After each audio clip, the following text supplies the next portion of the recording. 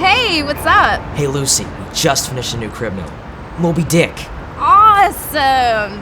Where is it? I don't know, the map room, I think. Whoa, who is that? Oh, hey, you're just in time. We got a brand new crib note in, and it's Moby Dick. So let's get... Oh, what? You've never heard of crib notes? Well, it's just the most amazing, greatest books, plays, poems, set to some awesome music. Hey Lucy, don't give too much away. Oh, come on. They're my friends. This is Eton. He runs the Crib Notes crib. Eton, tell him about Crib Notes. Did anybody follow you here? Sorry, can't be too careful. It's pretty simple, really. We take the greatest books and turn them into poems, and turn those poems into songs. And they're awesome. Yeah, some people think that Crib Notes is an attempt to eliminate books. But crib notes make you want to read even more. It's not just songs. We meet the characters, and we learn about geography, history, costumes, even comedy, and you're gonna love this. Are you sure they can handle it? Listen, Lucy, I sort of left the book on the table, and a librarian came along and took it and put it back on the shelf. So if you could find it and bring it back, that'd be great. Eton, this is the New York Public Library. Well, it's one of the 90 branches, but it's kind of the most famous. This is Stephen A. Schwarzman Library on 5th Avenue and 42nd Street in New York City. It's amazing inside. It has so much stuff in it.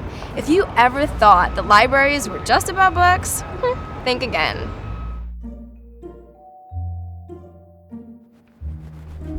Hi, Mr. Marquez. Good. Lucy, welcome. I assume you're here to do some reading for a change and not for any of your shenanigans. A good day to you, Mr. Titus. I want to make sure you've given up on your silly little crib notes and that you're here to sit down and enjoy all the literature the library has to offer. You know, Mr. Titus, you need to embrace the future. 'Cause if you keep an open mind, there's so much more that you can get out of the library. Yes, well, this is the New York Public Library, one of the greatest library systems in all of the nation. Words literally inching up the walls. I get a warm feeling standing here embracing the smell of Lucy. Where did she go? Who? Who? Lucy! Lucy!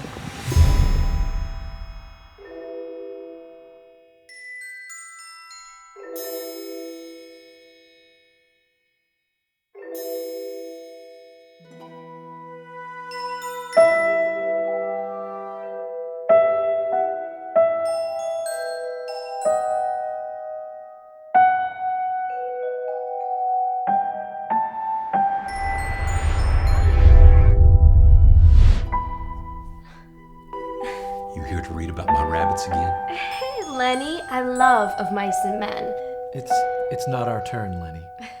Hi, George. Great work, Lucy. It's beautiful, but it's huge. Well, it's one of the greatest stories ever told. Are you here to read Romeo and Juliet? No. She obviously wants to read Anne of Green Gables. The fish are sure biting today. Nah. Humbug. That's Anne with an E. I always remember the E. It's getting pretty crowded in here. Imagine if we did 7 brides for 7 brothers. All right, let's go.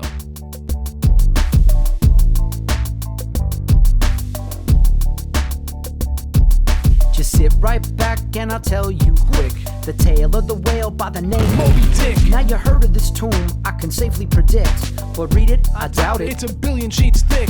A captain named Ahab, captain the Pequod, and Ahab was just a bit odd. Crazy. When Ahab lost half the legs he did own, I carved me new leg from a dead whale's jawbone.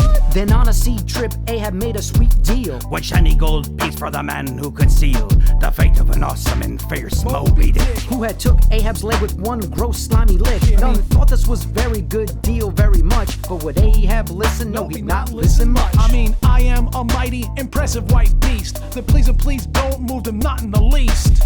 Even when seeing Dick take a mate's arm, I never will rest. Aren't you sick with alarm? even Even Fadala, Ahab's servant and seer, saw Ahab's hand drawing nearer and nearer. So a storm raged one eve, and a lightning bolt blast damaged badly Pequod and set fire to the mast. Me crew took the storm as a sign from on high to give up our search and let bygones go by. But Ahab was stubborn, as by now we all know, and his vengeance was something he could not let go. So the hours passed by and the minutes did tick till the sentry did scream. There she blows, Moby Dick. Ahab the captain and Moby the whale, a giant sea mammal, a bigger sea tail. The captain's possession with tempting his fate. A whale his obsession and destiny's day. The screaming voice Ahab heard scream was his own. And he grabbed his harpoon, and his aim was well known. And he fired one into the gut of the whale, as others sank harpoons in from head to tail. I'm a bloody and woozy and bruised mammoth white, but I fought and I battled through day and through night. 3 days did the battle rage on between the foes. I could smell me sweet victory here in me nose. But then with the final and desperate last bash, I charged the ship and the Pequod was smashed. So deadly determined, I fired my last shot. the rope snagged round his neck, and he got what he got. Ahab the captain and Moby the whale, a giant sea mammal, a bigger sea tail. The captain's possession with tempting his fate. Don't do it, baby. A whale his obsession and destiny's day. the crew was all lost, and so was the ship.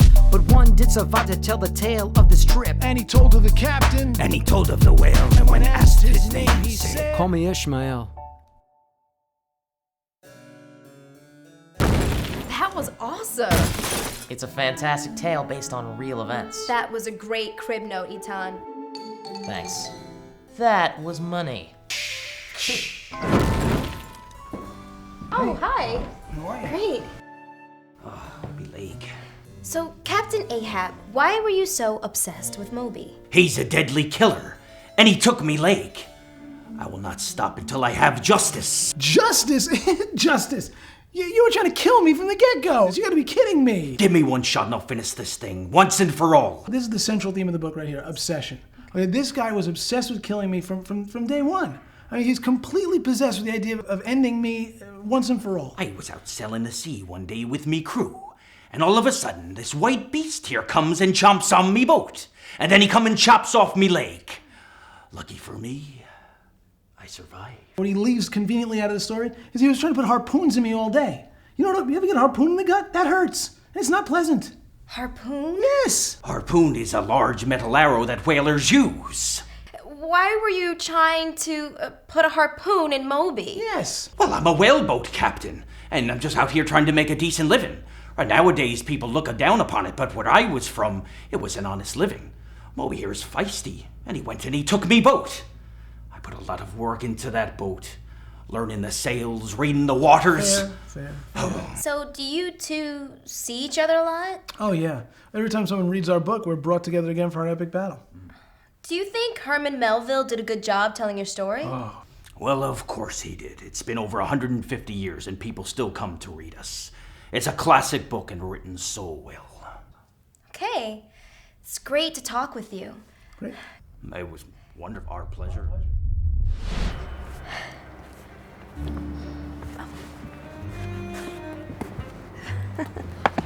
Ah, Lucy. What a nice stack of books you have here. Whaling, sailboats. Now this is the way to learn. Hey, Mr. Titus, Captain Ahab said that whalers spent a lot of time at sea. Where did they go? Find our librarian, Mrs. Farrell. I believe we have something in our special collection which could best answer that question. Wait, what do you mean Captain Ahab said? Thanks, Mr. Titus. Bye. What do you mean by that? What's going on here? Lucy! Lucy? Lucy? Yes, hi. Nice to meet you. I'm reading Moby Dick, and I was just with Mr. Titus and asked if he knew how sea captains found their way. Could you help me? Yes, I can. First of all, I love Moby Dick.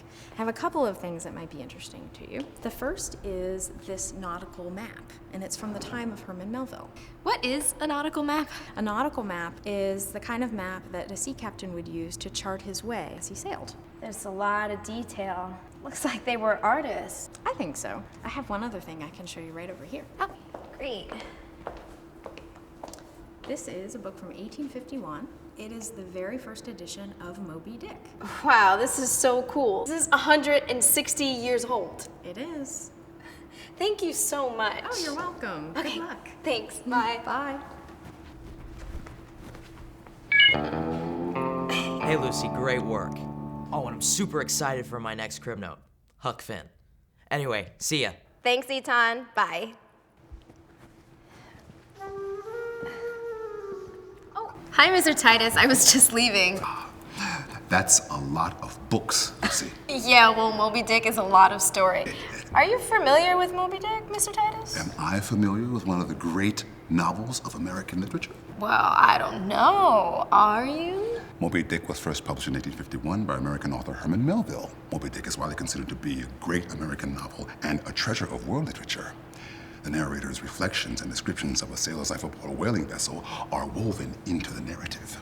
I know, yeah, most of these books are about whaling and the world of Moby Dick. Did you know that within Moby Dick, Melville explores stylized language, symbolism, and metaphor to explore numerous and complex themes? Or that the narrative uses Shakespearean literary devices such as stage directions, extended soliloquies, and asides?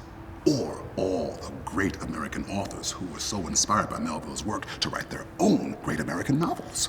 Okay, so you're saying I'll need to come back here to get even more books. Lucy, I'm saying you can jump from Moby Dick to many, many other great books and go on and on forever. I think you have enough for today. Yeah. Well, this was fun. Yes. Words up.